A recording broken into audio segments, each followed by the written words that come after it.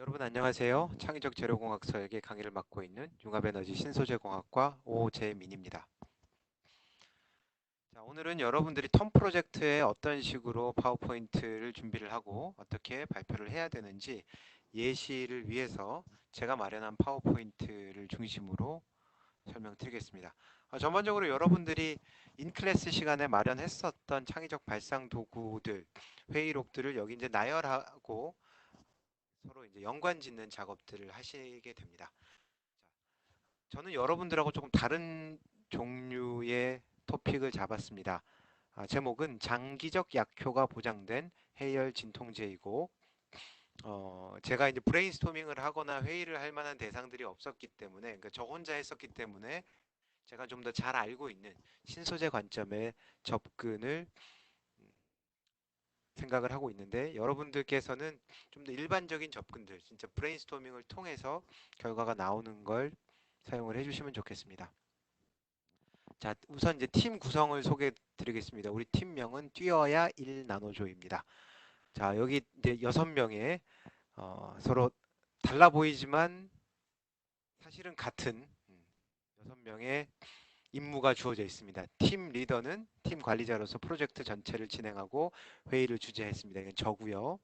기록자, 자료 수집자, 발표자, 촉진자, 과정 관찰자는 다음과 같은 업무를 진행을 하는 이제 책임자인데 뭐 결국 제가 다 한 겁니다. 자, 이렇게 팀들로 여러분들은 이제 뭐 5명, 6명 정도 팀이 마련이 되었기 때문에 그에 따라서 팀에 대한 소개를 잠깐 해주시면 좋습니다. 자, 오늘 프로젝트 수행에 사용한 문제 해결 모형은 다음과 같습니다. 문제를 정의하고 개념을 설계하는 것인데요. 문제 인식으로부터 시작해서 진짜 문제를 정의하고 문제를 점검한 후에 아이디어를 도출하는 형태가 되겠습니다. 이 아이디어 도출은 몇 가지 아이디어를 내고 난 뒤에 아이디어를 평가해서 결국 이제 팀 원 내에서 팀 내에서 아이디어를 평가해서 최적회를 선정하는 형태입니다. 자, 여러분들이 수업 시간에도 많이 느끼셨지만 우리는 문제를 인식하고 진짜 문제를 정의하는데 80% 이상의 수업 시간을 할애했기 때문에 발표 역시도 진짜 문제 정의까지가 대다수를 이루게 될 겁니다. 자, 목차입니다. 1번 큰 주제에서는 문제 인식에 대해서 말씀드릴 거고 문제를 인식하는 데는 브레인스토밍, 마인드맵, 시스템 사고를 활용하였습니다.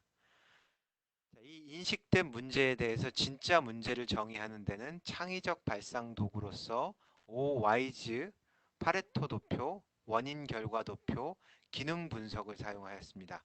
여러분들 모순 분석을 사용해도 괜찮습니다만 저는 사용하지 않았습니다. 자, 아이디어 도출에서는 스캠퍼를 활용하거나 발명의 원리를 적용할 수가 있는데 저는 스캠퍼를 활용하여 아이디어를 도출했습니다. 자, 스캠퍼에서 도출된 몇 가지 아이디어를 팀 회의를 통해서 평가하고 최적회를 선정하였습니다. 첫 번째 문제 인식입니다. 주제 도출의 배경입니다. 우리는 살아가면서 많은 약을 복용합니다. 요즘에는 의사의 처방이 없이도 약국이 문을 닫은 시간에도 손쉽게 편의점에서 간단한 상비약을 구입하여 복용할 수 있습니다. 특히 해열제나 진통제에 해당하는 약인 아스피린, 타이레놀은 접근성이 매우 높습니다. 그런데 타이레놀을 복용할 경우 약효가 빨리 나타나지 않아서 혹은 자주 약을 여러 번, 여러 알 복용해야 돼서 불편했던 경험들이 있습니다. 조원들과 얘기를 나눌 때 비슷한 경험을 호소한 사람들이 있었습니다. 매우 불편하고 굉장히 이걸 안 하면은 큰 문제가 생기는 건 아니지만 타이레놀의 기능이 개선되어 약효가 오래 간다면 자주 복용하지 않아도 될 거고 불편함이 사라질 겁니다. 그래서 1차 브레인스토밍을 했습니다. 2020년 4월 29일에 오재민과 오재미와 오재만 등등등이 모여서 2시간 동안 브레인스토밍한 결과 일상생활에서 복용하는 약품을 주제로 브레인스토밍을 해서 다음과 같은 결론이 얻었습니다. 회의 내용입니다. 사람들은 일상생활에서 다양한 약을 먹는데 그 종류가 매우 다양하다. 이런 의견이 있었고요. 나는 건강기능식으로 매일 비타민과 오메가3 루테인을 먹는데 먹던 안 먹던 간에 건강의 차이를 느끼진 않지만 나이를 들어서도 튼튼하게 살기 위해서 꼬박꼬박 챙겨 먹는다.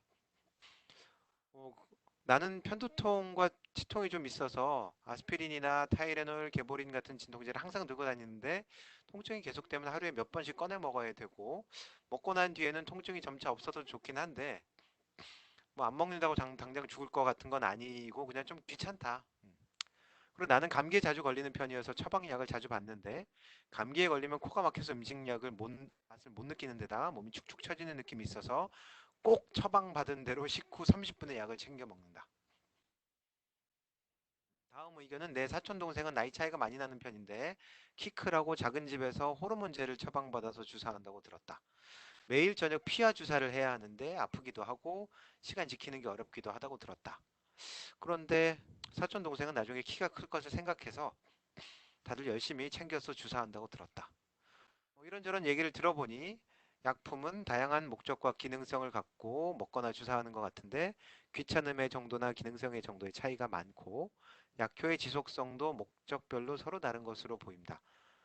이런 이제 여러 가지 의견, 그다음 결합과 개선한 의견들을 보니까 분석 대상으로서 이제 접근성이 많고 일상생활에서 많이 맞닥뜨리는 해열 진통제를 분석하기로 했습니다. 왜냐하면 복용의 당위성이나 용이성에 문제가 많을 것으로 판단되었기 때문입니다.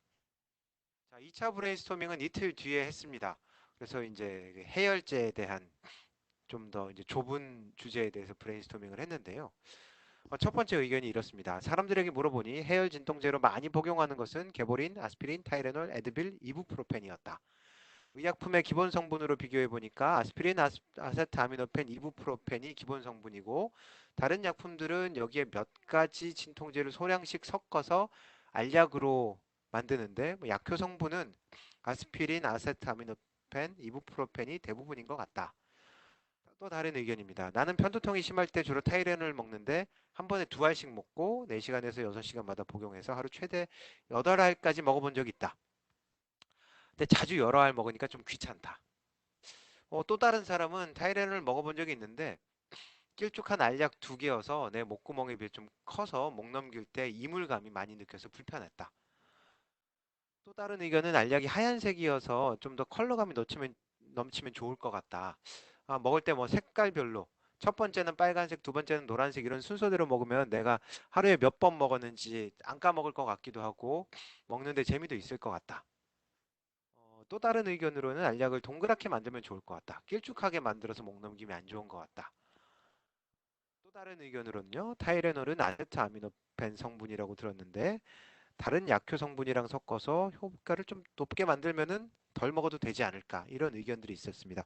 그래서 최종적인 문제 인식은 어, 사람들이 많이 얘기하는 게 하루에 여러 번 복용해야 되는 것이 문제점인 걸로 인식이 되었습니다. 왜 그러냐? 여러 번 복용하면서 먹은 횟수를 잊어버리는 문제나 귀찮음이 큰 문제일 거라고 생각됐기 때문입니다. 그래서 마인드맵을 그려서 조금 더 이제 발산적인 사고를 해보기로 했습니다. 해열 진통제에는 몇 가지 요소가 있는데 모양이 어떻게 되느냐, 기능성이 어떻게 되느냐, 복용 형태가 어떻게 되느냐, 성분이 어떻게 되느냐로 나눠볼 수 있습니다. 약품의 모양은 알약이냐, 아니면 용액 형태냐, 캡슐 형태냐로 나눠볼 수 있고, 알약은 모양에 따라서 타원형도 있고 원형도 있었습니다. 용액은 투명한 용액도 있고 색깔이 있는 현탁액도 있었고요. 캡슐은 연질 캡슐과 경질 캡슐로 나눌 수 있었습니다. 자, 해열 진통제의 기능성은 크게 해열, 통증 완화, 진정 효과로 나눌 수 있는데 해열제는 리셉터에 작용하는 해열제가 있고 세포에 직접 작용하는 해열제가 있고요. 통증을 완화하는 기능은 신경 전달에 관여하거나 리셉터에 관여하는 경우가 있었습니다. 진정 효과는 수렴 기능을 하기도 하고 리셉터에 작용하는 것들이 있었습니다. 자, 복용 형태는 먹는 거냐, 경구냐, 주사제냐, 패치제냐로 나눠볼 수 있고요. 경구 투여하는 약은 알약이냐, 가루약이냐, 주사제는 앰플이냐, 수액이냐, 패치제는 파스형이냐, 부착형이냐 이런 식으로 나눌 수 있어요. 이 파스형이라는 건 이제 이게 발라가지고 이렇게 뭔가 이렇게 막이 생기도록 만들어지는 게 있었습니다. 또 성분으로 보면은 진통 해열 성분이 있었고요. 여기에 이제 아세트아미노펜이나 이부프로펜이 있었고, 접착해주는 성분으로 합성 고분자나 셀룰로스를 쓰고 있었고요. 붕해 성분, 이제 물에 들어갔을 때 팍 터지게 만들어주는 성분으로 고분자는 무기물을 쓰는 걸 알고 있었습니다.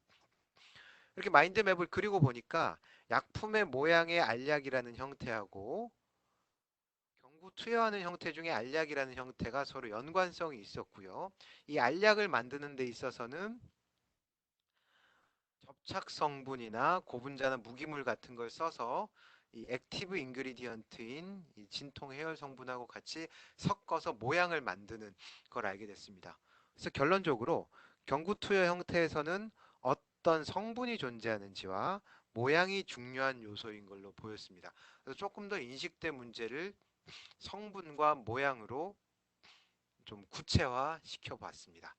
그래서 이 단계에서 우리가 인식된 문제를 생각을 해보니 자주 복용해야 하는 문제점을 개선하기 위해 Y에 해당을 하고요. 해열제의 성분과 모양을 조절해 보자. what으로 문제를 인식해 봤습니다. 문제점은 자주 복용해야 되는 거였는데 이걸 이제 해결하고자 했고요. 성분과 모양을 이제 그 개선해야 되는 대상으로 잡아본 겁니다. 자, 조금 더 인식된 문제를 다른 시각으로도 보기 위해서 시스템 사고를 통해서 확장해서 생각해 봤습니다. 자, 해열 진통제를 상위 시스템과 본 시스템과 하위 시스템으로도 나눠보고 이 해열 진통제의 과거, 현재, 미래를 확인해 봤습니다. 자, 현재 시스템에서 가장 많이 쓰이는 해열 진통제를 타이레놀 알약이라고 했을 때 과거에는 해열 진통할 수 있는 한약이 있었을 거고 미래에는 뭐 약이 되던 뭐 의료기기가 되던 스마트 해열 진통 시스템이 사용될 것 같습니다.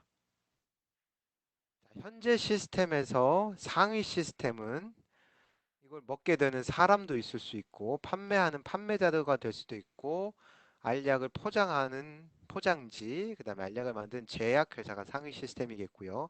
하위 시스템은 성분이 되겠습니다. 아세트아미노펜, 접착 성분, 붕해 성분. 과거로 넘어가 보겠습니다. 과거의 시스템인 해열 진통 한약에 대한 상위 시스템은 한의사와 환자가 되겠고요. 이에 대한 하위 시스템은 해열 진통 한약을 탕약을 만드는 약초와 물이 되겠습니다. 자, 미래의 시스템인 스마트 해열 진통 시스템에서 미래의 상위 시스템은 굉장히 좀 여러 가지 우리 상상력을 자극하게 되겠는데요. 의료기기 규제 법이 될 수도 있고 일반인 시술자 의료 회사들이 다 포함이 될 것 같아요. 이 스마트 헤어 진통 시스템에 대한 하위 시스템은 아마도 어떤 디바이스가 될 것 같아요. 우리가 이제 진통을 느낄 때, 열이 날 때, 두통이 있을 때, 우리 머리에 뭐 쓴 거에서 쓴 디바이스에서 특정한 혈을 자극해가지고 두통을 없애준다든지 아니면은 우리가 인식하진 못하지만 체내에서 어떤 시그널이 나왔을 때 바로 약물을 조금 그 방출해서 우리 몸이 고통을 느끼지를 못하도록 만들어주는 거 이런 게 있다고 생각이 됐습니다. 그래서 이제 시스템 사고를 통해서 문제를 인식해 보기로 했습니다. 자, 현재 시스템인 타이레놀 알약을 제조할 때 약효 성분과 접착 성분, 붕해 성분들의 비율을 조정을 해볼 수도 있겠고요. 현재 하위 시스템의 접착 성분이나 붕해 성분을 신소재로 개발할 수도 있겠습니다. 또한 과거의 시스템인 해열 진통 한약을 활용해서 뭐 뉴트로 열풍이라고 볼 수도 있겠죠. 새로운 약초 조합으로 자주 복용할 필요가 없는 약품을 개발할 수도 있겠고요. 미래의 상위 시스템인 의료회사를 개혁하여 새로운 해열 진통 시스템을 개발할 수도 있겠고요. 미래의 시스템인 스마트 해열 진통 시스템을 개발하여 편두통이나 통증이 아예 없이 살아갈 수 있도록 하는 것도 괜찮을 것 같다는 회의 결과가 나왔습니다. 그래서 이에 따라서 각각 인식된 정의문을 만들어 봤습니다. 자, 상위 시스템에서 인식된 문제 정의문은 알약의 수시 복용이 용이하도록 포장지에 특별한 문구를 새겨 넣자. 혹은 복용자가 수시 복용할 수 있도록 복용자에게 특별한 교육을 시행하자. 이런 식으로 정의될 수 있었고요. 본 시스템에서는 한 번 먹고 효과가 오래 지속되도록 성분을 조정하자. 수시 복용이 필요 없도록 알약을 크게 만들자라는 형태의 인식된 문제 정의문이 나왔습니다. 하위 시스템에서는요. 효과가 장기간 지속되도록 접착 성분과 붕해 성분을 새로 개발하자. 한 번 복용으로 통증이 완벽 제거되도록 약효 성분을 새로 개발하자라는 형태의 인식된 문제 정의문이 나왔습니다.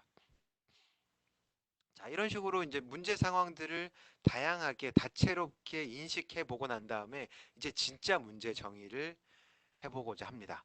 첫 번째 진짜 문제 정의를 위해서 사용한 창의적 발상 도구는 OYG 도표입니다. 그래서 앞서의 문제 상황을 이제 요약을 해볼게요. 일상 통증을 줄이기 위해서 타이레놀을 수시 복용해야 해서 불편함이 많다. 이게 이제 문제 상황이어서 거기에 대해서 우리가 최초로 인식된 문제는 타이레놀의 수시 복용을 줄이기 위해 1회 복용하도록 만들자. 혹은 타이레놀의 수시 복용이 용이하도록 새로운 제품을 개발하자. 이런 형태로 좀 상대적으로 구체성이 떨어지는 인식된 문제를 만들었습니다. 이걸 구체화해서 진짜 문제를 정의하기 위해서 질문과 답을 반복해 보았습니다. 우리 조에서는 이런 질문들이 꼬리에 꼬리를 물고 나왔어요. 왜 1회 복용하려고 하느냐? 수시 복용의 불편함을 줄이기 위해서. 자, 이 질문과 답만으로도 진짜 문제 정의문이 나옵니다. 수시 복용이 불편하지 않도록 새로운 알약을 개발하자. 예, 수시 복용에 초점을 맞췄고요. 여기에 대한 연관된 질문으로 수시 복용이 왜 불편하냐? 복용 시 목 넘김에 이물감이 있어서 그렇습니다. 그러면은 수정된 진짜 문제 정의문은 목 넘김 이물감을 줄이기 위해서 새로운 모양과 재질의 알약을 개발하자. 다음 질문은 왜 이물감이 있느냐? 알약의 형태가 크고 두 알씩 먹어야 해서. 여기에 대한 진짜 문제 정의문은 두 알씩 먹지 않도록 하기 위해서 성분 조정을 통해 한 알씩 먹도록 하자. 다음 질문은 왜 두 알씩 먹어야 하느냐? 최적의 약효를 얻기 위해서. 그럼 최적의 약효를 한 알에서도 얻을 수 있도록 약효 지속성 알약을 개발하자라는 형태로 문제 정의문이 점점 더 구체화되고 있습니다. 그래서 OYG에 의해서 얻어진 진짜 문제 정의문은 타이레놀 수시 복용과 두알 복용의 불편함을 줄이기 위하여 한 알 복용으로도 장기 약효가 보장되는 새로운 형태의 알약을 개발해야 한다. 라는 문제 정의문이 나왔습니다. 자, 여기서 딱 끝내도 되지만 저희 조는 다른 창의적 발상 도구를 더 사용해서 진짜 문제 정의문조차도 다양한 각도로 분석을 해봤습니다. 파레토 도표를 사용해봤습니다. 이제 설문조사를 시행을 해봤는데요. 문제 상황은 앞서와 같습니다. 일상 통증을 줄이기 위해 타이레놀을 수시 복용해야 해서 불편함이 많은 상태다. 그리고 최초로 인식된 문제 정의문도 앞선 OYG와 동일합니다. 수시 복용을 줄이기 위해 1회 복용하도록 만들자 혹은 수시 복용이 용이하도록 새로운 제품을 개발하자 이런 형태로 인식되었습니다.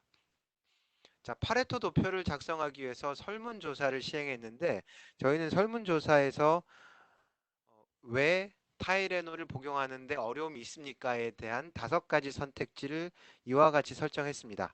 자, 자주 복용하기 어려운 상황, 복용 시점의 망각, 타이레놀 휴대가 어려움, 두알 복용의 어려움, 알약 자체의 거부감에 대해서 설문조사를 수행해 봤더니 응답자의 82% 정도가 자주 복용하기 어려운 상황, 그러니까 이동 중에 물이 없어서 복용을 하기 어렵다거나 복용 시점을 까먹어서 일일 복용 문제 한계가 있다라고 답해 주었습니다. 그래서 응답자 수를 보면 이 두 가지가 80% 이상을 차지하기 때문에 파레토 도표에 의해서 이 수시 복용이 어려운 상황과 복용 시점을 망각하는 데 초점을 맞춰서 진짜 문제를 정의해 봤습니다. 타이레놀을 1회 복용으로 수시 복용과 같은 효과를 얻기 위해서는 1회 복용으로도 여기까지가 Y고요. 1회 복용으로도 장기 약효가 보장되는 새로운 형태의 알약을 개발해야 한다라고 진짜 문제 정의문이 나왔습니다. 자, 또 원인 결과 도표도 그려봤습니다. 원인 결과 도표도 문제 상황 요약과 최초로 인식된 문제 정의문, 인식된 문제 정의문은 똑같기 때문에 넘어가겠습니다. 자, 원인 결과 도표에서는 좌측이 원인이고 오른쪽이 결과인데, 결과적으로 우리 인식된 문제 정의문에서 복용의 불편함이 결과였습니다. 이에 대해서 여러 가지 원인들이 있겠죠. 알약 형태이기 때문에 먹기 어렵다. 복용 횟수가 여러 번이어서 먹기가 어렵다. 약효를 지속하는 것이 어렵다. 휴대성이 어렵다. 이런 것들이 원인이 됩니다. 그리고 여기서 저희 조에서는 복용 횟수나 휴대성이 알약 형태나 약효 지속보다는 조금 더 결과에 많은 영향을 끼친다고 생각돼서 오른쪽에 배치해 뒀습니다.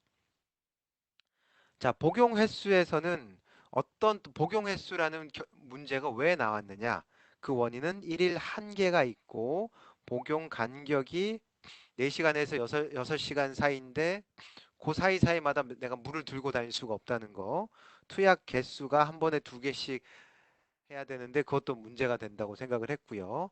알약 형태는 질감, 크기, 모양이 다 영향을 미친다고 생각을 했는데, 특히 이 질감은 성분에 의해서 영향을 받는 팩터라고 생각을 했습니다. 또한 이제 약효 지속에서 보면은 약효 성분, 용해 속도, 신체 나이가 모두 다 영향을 미친다고 생각했는데, 용해 속도는 이제 성분에 의해서 영향을 받고요. 그리고 휴대성에 있어서는 포장지 형태, 복용 방법, 포장 단위가 휴대성에 영향을 미치는 원인들인데, 특히 복용 방법에서는 복용 형태가 원인으로 작용한다고 생각이 되었습니다.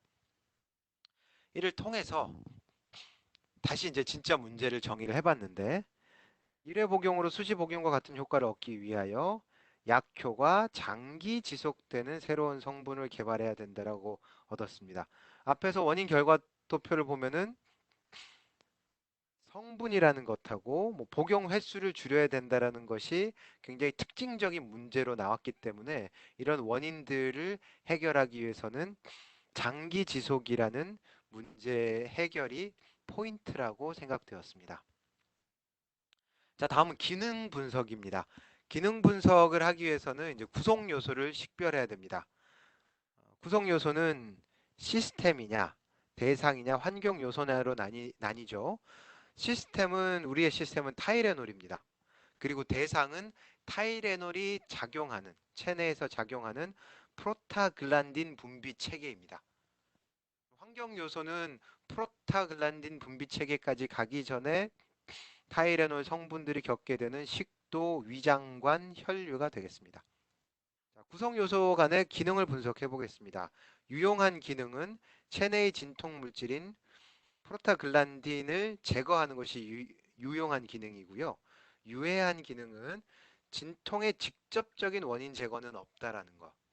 생체 이용률에 따라 자주 복용해야 한다는 거. 생체 이용률이라는 건 우리가 먹고 난 다음에 체내에서 배출되지 않고 배설되지 않고 얼마나 많이 사용이 되느냐, 얼마나 오래 유지되느냐 하는 거고요. 다회 이용 시 식도와 위장관에 염증이 생기는 것 같은 무리가 있는 게 유해한 기능입니다. 그래서 계략적 기능 분석도를 그려보면, 타이레놀 알약이라는 시스템은 PEG 분비 체계라는 대상에 대해서 식도, 위장관, 혈류라는 환경 요소를 사이에 두고 긍정적인 효과, 유익한 효과인 분비 중지를 하게 되는데요.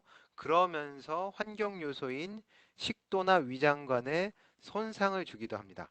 근데 위장관은 타이레놀 알약에 대해서 화살표 이렇게 돼 있죠. 붕해를 시켜서 타이레놀 성분들이 체내로 흡수가 될 수 있게 도와주고요. 또 위장관에서 혈류로 약효 성분을 전달해주고, 최종적으로 혈류가 피지 분비 체계로 약효 성분을 전달해주는 액션을 하게 됩니다. 생각외로 굉장히 많은 환경 요소들하고 서로 상호작용을 하는 것을 확인을 할 수 있었는데요. 여기에서 조금 더 구체적인 기능 분석도를 그리기 위해서 타이레놀이라는 것의 부품이 뭔지를 확인해 봤는데, 아세트아미노펜, 붕해제, 접착제, 활택제로 이루어져 있다는 것을 확인하였습니다. 그래서 이 타이레놀을 아세트아미노펜과 활택제와 붕해제와 접착제로 나누고 기능 분석도를 제대로 작성을 해봤는데요. 피지 분비 체계에 작용하는 것은 결국 아세트아미노펜입니다. 이게 긍정적인 영향을 미치는 거고, 활택제는 아세트아미노펜이라는 성분에 질감을 더해줘서 알약으로 만들어주고, 붕해제는 아세트아미노펜이 용해되도록 도와주고, 접착제는 알약이라는 형태의 모양을 유지를 해주고 있었습니다. 그리고 위장관은 아세트아미노펜을 붕해시킨다고 했는데 실제 위장관이 붕해제에 영향을 미쳐서 알약이 용해되고요. 여기를 통해서 위장관을 통해서 약효 성분이 혈류를 통해서 피지 분비 체계로 전달된다는 것을 알게 됐습니다. 기능 분석도를 그리고 보니 진짜 문제를 조금 더 구체적으로 정의할 수 있었습니다. 타이레놀을 다회 복용으로 인한 이물감 등의 불편함을 줄이기 위해서 약효 성분은 유지되면서 위장관에서의 붕해와 혈류에서의 체류를 장기간 유지할 수 있는 새로운 알약 제형을 개발해야 한다라고 진짜 문제 정의문을 정의할 수 있었습니다. 기능 분석도를 통해서 약효 성분이라든지 위장관이라든지 혈류와 같은 부품 혹은 그 환경 요소들하고의 상호작용을 잘 이해해서 좀 더 구체적으로 아이디어를 낼 수 있도록 문제를 정의하였습니다. 이제 모순 분석 같은 것들을 사용을 해서 문제를 좀 더 구체적으로 정의하셔도 됩니다.